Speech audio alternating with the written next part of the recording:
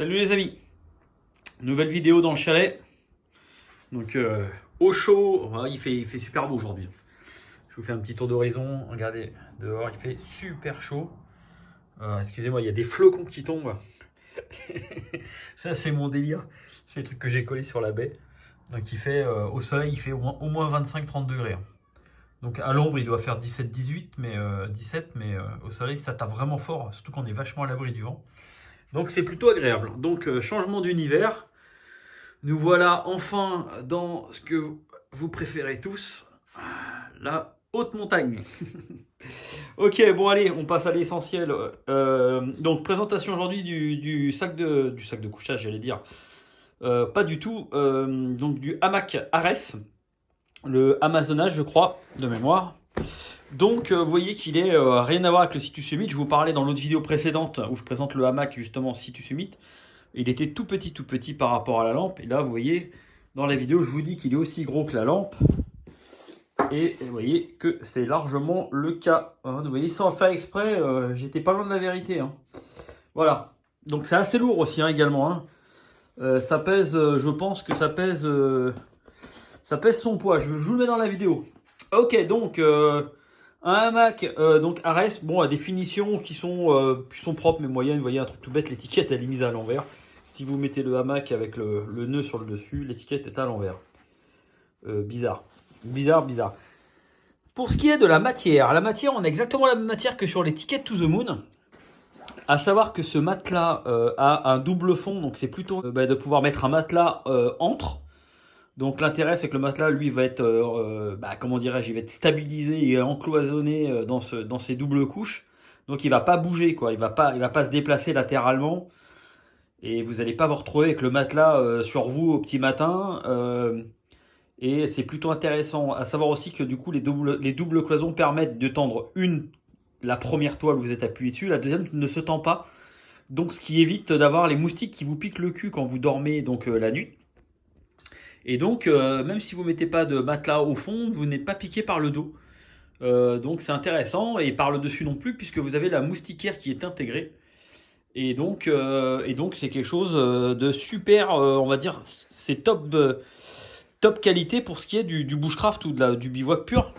Après, vous voyez, le poids, je l'ai pas pesé, je l'ai mis précédemment, mais ça fait le poids de mon sac à dos complet en mule. Hein. J'exagère, mais c'est super lourd. Donc en bushcraft, par contre, c'est parfait. Écoutez, je vous le déplie, je vous reprends tout de suite. Donc, hamac monté, pas monté. Monter vite fait parce que j'ai rien pour attacher donc c'est galère. À savoir que les mousquetons ne sont pas compris dans le pack. Hein. Vous avez que les sangles qui sont vendus avec. Donc on peut voir, donc j'ai pas réussi, je suis désolé. On peut voir, donc je vous fais un ensemble vite fait. On peut voir donc ici une belle moustiquaire d'une qualité correcte, hein. Rien d'extraordinaire, une moustiquaire on va dire, hein. Dans une petite maille filet. On peut voir donc les jonctions qui sont bien faites quand même. Bien renforcé avec une grosse sangle sur le bord pour éviter de déchirer donc le hamac quand vous montez dedans. Donc on reconnaît bien la toile du Ticket to the Moon. Voilà. Par contre les finitions sont quand même, je trouve, un peu supérieures tout simplement. J'ai eu les deux, donc vous voyez, donc ça fait un bel espace de vie le hamac là. Hein. Donc il est plutôt sympa. Donc vous voyez, vous avez les espèces de haubans suspentes qui sont en haut. Donc je vais prendre l'autre côté. Vous allez mieux voir. Donc, à savoir que ce hamac, vous voyez, donc on a le zip ici qui permet d'avoir le double fond. Hein, donc, hop.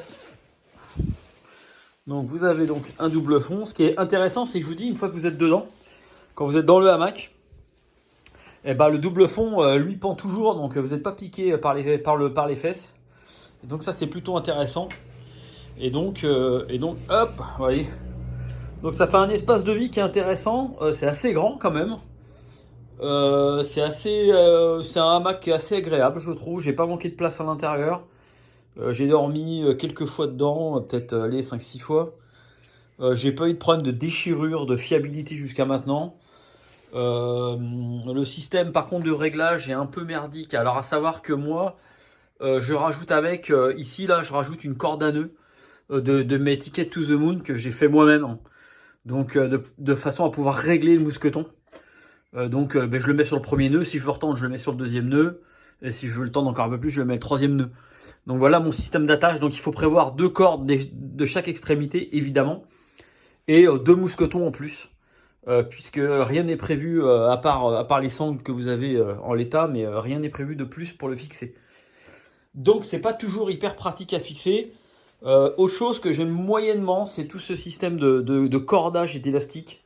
Franchement, je passe, allez, je vais pas vous dire de bêtises, mais au moins un quart d'heure à chaque montage à démêler tout ce système. J'aurais préféré, d'ailleurs, je vais le faire.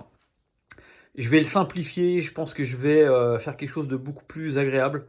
Je vais mettre une corde, une petite corde, une paracorde, pardon, camo, qui sera directement reliée à la tête du hamac, carrément à la tête mousqueton, qui passe par les anneaux ici et qui fait la même chose de l'autre côté. Ça sera beaucoup plus simple que tout ce système croisé de suspendre, d'élastique, de tout ce qu'on veut. C'est un peu chiant. Et donc voilà. Mais a priori, c'est le hamac utilisé par la Légion étrangère. Hein. Je pense pas dire de bêtises. Je l'ai lu sur 2-3 articles. Donc voilà. Donc c'est un très bon hamac. Donc le RS. Quoi dire de plus? Bah écoutez, voilà, il est quand même assez encombrant. Son défaut également, c'est qu'il est très encombrant. Bon, comme dans tous les hamacs avec un filet. Hein. Donc, mais pour le bushcraft, il est juste parfait. Pour ceux qui aiment dormir en hamac. Je vais pas dire que j'ai tout testé, mais j'ai quand même testé pas mal de hamacs. Et je trouve que celui-ci est le plus léger, polyvalent pour le bushcraft. Encore une fois, hein, je parle pas du Situs Summit qui me sert uniquement au rando, mais qui peut servir également au bushcraft. Hein. Là, pour le coup, on a quelque chose quand même. La couleur est plutôt sympa. Le kaki est plutôt sombre, donc on voit pas trop. C'est assez bien fait.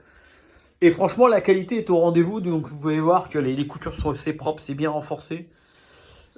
C'est bien fait, quoi. Il n'y a pas d'endroit où ça peut rentrer. Vous voyez, aucune bête peut rentrer dans le système. Les zips sont, vous voyez, double couture. Non, c'est bien fait, c'est propre. Hein. C'est propre. Voilà, donc bah, écoutez, il n'y a pas grand-chose à dire de plus sur ce hamac. Donc les points négatifs, qui sont pas vraiment des points négatifs, mais je les cite quand même, c'est le fait qu'il soit pas vendu avec le système de tension, qui peut être largement amélioré par plusieurs systèmes. Hein. Vous pouvez mettre un Prussic, il y a plein d'astuces pour pouvoir tendre. Moi, encore une fois, je me répète, mais je prends ma corde à nœud et ça va très bien. Et donc voilà. Et donc l'inconvénient, c'est aussi le poids, hein, forcément. Hein. C'est pas un matériel qui fait quelques grammes. Maintenant, pour le bivouac bushcraft, franchement, il est super. Enfin, honnêtement, il est top. Moi, je le préfère largement à mon Ticket to the Moon. Tout simplement parce qu'il y a la moustiquaire intégrée. Et ça, voilà, quoi, l'été, c'est par chez moi, au bord de la mer, c'est indispensable. Voilà, les amis. Allez, passez une bonne journée, un bon confinement. Restez chez vous et à bientôt. Ciao.